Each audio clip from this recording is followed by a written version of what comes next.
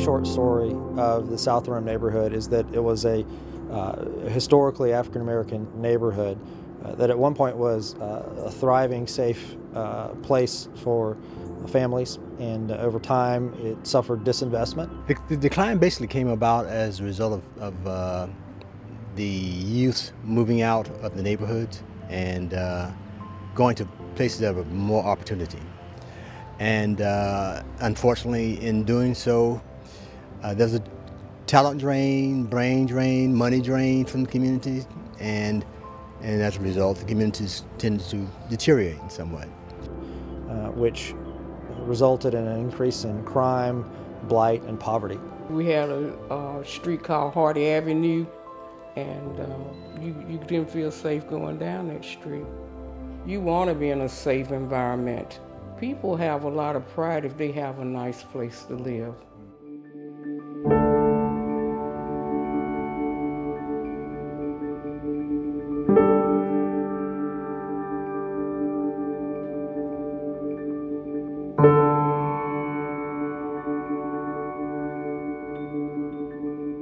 Well, part of the challenge in Rome, not being as close to a large city, is that resources are limited. We didn't have a large benefactor. We didn't have a foundation that had $2 or $3 million for us to get started with. So we had to scrape together every public dollar that we could find. The purpose-built model, one of the things that we like so much about it is that it really utilizes partnerships.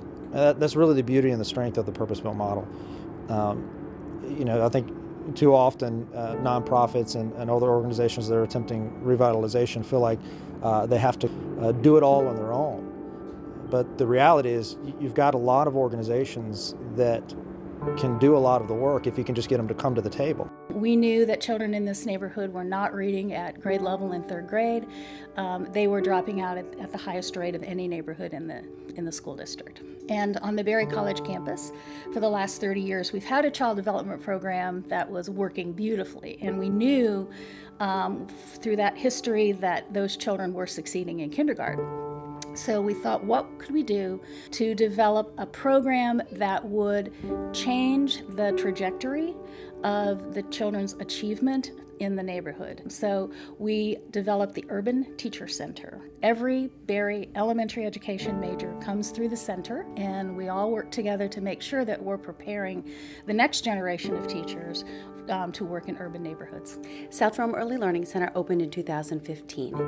Martha Berry started the Early Learning Center over 30 years ago on Berry's campus with the idea that education should be provided and have access for all children.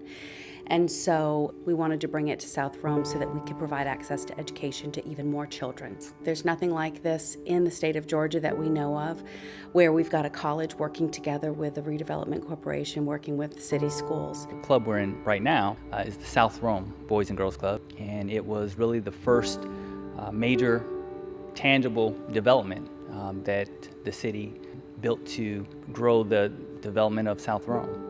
We are the largest youth development agency in Northwest Georgia. We have a 100% high school graduation rate. We're the only Boys and Girls Club in the state of Georgia that has an advanced robotics program. 100% of our kids are graduating and 50% of them are going to college. So we're in very good partnership with the school district. So we know that we're making a tremendous impact here in South Rome. Our mission is to interrupt the generational cycle of poverty.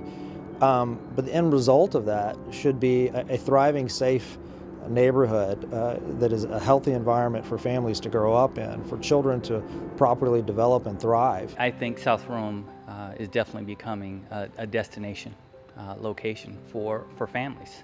Between everything that South Rome Redevelopment and the city are doing, it makes a difference with all of our kids. The brand new health department, a brand new elementary school, new housing, all of that affects how kids, what they see in their environment and how they feel about themselves and how they can grow and become successful citizens.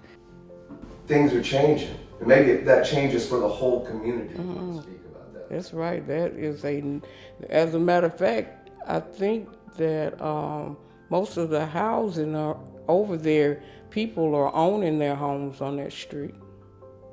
That we used to think that was didn't want to go over there. Now it's nice over there. They got nice homes.